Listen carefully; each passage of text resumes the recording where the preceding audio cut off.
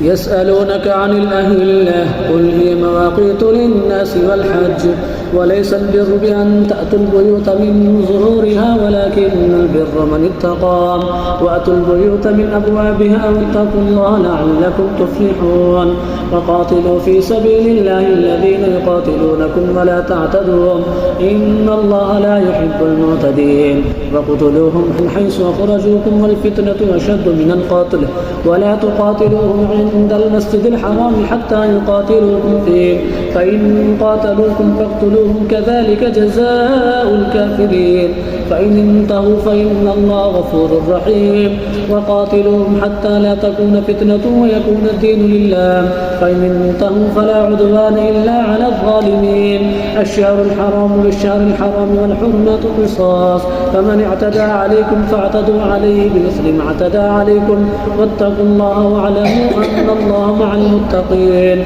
وأنفقوا في سبيل الله ولا تلقوا بأيديكم إلى التهلكة واحسنوا إن الله يحب المحسنين وأتموا الحج والعمرة لله فإن أحسنتم فما استيسر من الهدي ولا تحلقوا رؤوسكم حتى يبلغ الحدي محله فمن كان منكم مريضا أو به أذى من رأسه ففدية من صيام أو صدقة أو نسك فإذا أمنتم فمن تمتع بالعمرة إلى الحج فما استيسر من الهدي فمن لم يجد فصيام 3 أيام في الحج و7 إذا رجعتم تلك 10